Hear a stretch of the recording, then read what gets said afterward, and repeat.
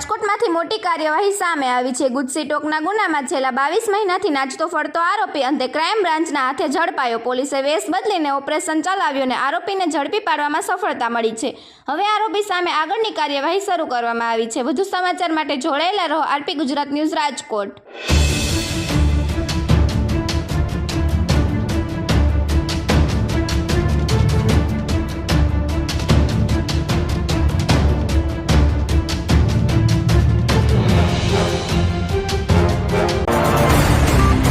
नास्ता फसता आरोपी રાજકોટ શહેરના રાજકોટ તાલુકા પોલીસ સ્ટેશનમાં 2023માં એક ગુસ્સી ટોકનો ગુનો દાખલ કર્યો હતો, જેમાં છેલ્લા 22 માસથી ભરતભાઈ દાનાભાઈ મુછડિયા નામના એક આરોપી નાસ્તા ફરતા હતા।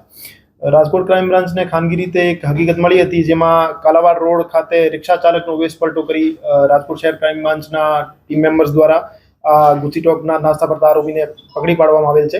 આ આરોપી વિરુદ્ધ રાજકોટ ગ્રામ્ય, રાજકોટ શહેર અને બીજા અન્ય પોલીસ સ્ટેશનોમાં મારામારી, છેતરપિંડી, ફોર્જરી અને ખોટા દસ્તાવેજ ઊભા કરવા બાબતના, લેન્ડ ગ્રેબિંગ બાબતના ઘણા બધા ગુના દાખલ છે અને હાલમાં ગુસ્સી ટોકના ગુનામાં નાસ્તો કરતો હતો આ આરોપીને પકડી પાડવામાં આવેલ છે।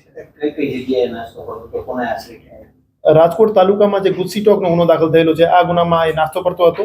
આ સિવાય એના વિરુદ્ધ પડધરીમાં, શહેરામાં અને રાજકોટ તાલુકામાં, કાલાવાડ રૂરલમાં, ગાંધીગ્રામ પોલીસ સ્ટેશનમાં, પ્રનગરમાં ફોર્જરી, મારામારી અને લેન્ડ ગ્રેબિંગના ગુના દાખલ થયેલા છે।